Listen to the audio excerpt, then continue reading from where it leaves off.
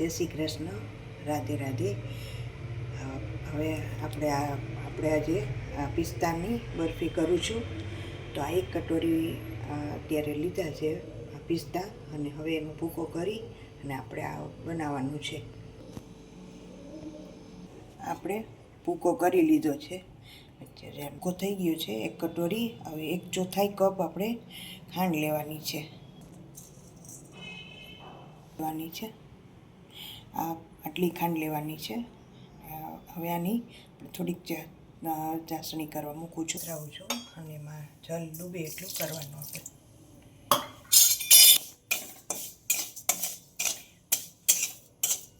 જેટલું જલ ડૂબે ને ખાંડ ડૂબે ને એટલું જલ કરવાનું છે.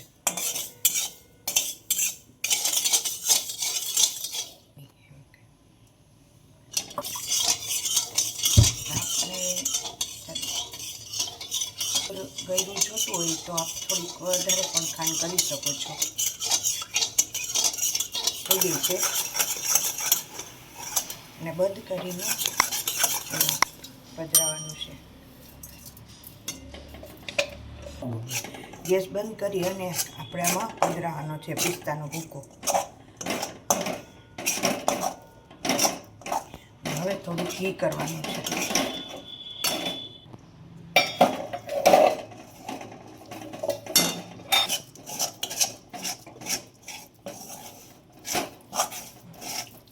ઉપર થોડીક વાર થઈ ગયું છે, અને ઘી લગાવી અને નીચે ડીશમાં ઘી લગાવીને આપણે રાખવાનું, અને આ રીતે ધીરે ધીરે પાથરી દેવાનું. આપણે અધિક સામગ્રી કરવાની હોય તો આનાથી વધારે બધી વસ્તુ લેવાની. મેં તો રંજક સામગ્રી સિદ્ધ કરી છે લાલણની, અને આપણે આપ અધિક પણ કરી શકો છો. આ બધા વરખ લગાવે છે, આની ઉપર બધા પિસ્તાની બરફી છે એટલે વરખ લગાવે છે, પણ અમે લાલણને વરખવાળી નથી ધરતા અમારા ગુરુ ઘરની રીતે. એટલે હું કાજુ પિસ્તા અને ની કતરણથી સિદ્ધ કરું છું સામગ્રી. આ રીતે અંદર દબાવી દેવાની. આ રીતે થોડા પ્રેસ કરી અને દબાવી દેવાનું. એટલે અંદર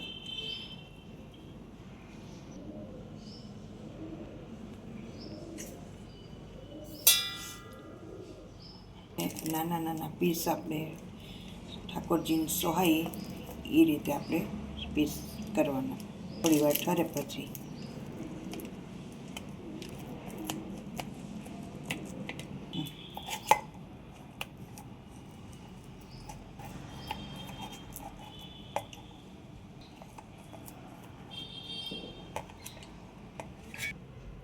આપણી સામગ્રી રેડી થઈ ગઈ છે.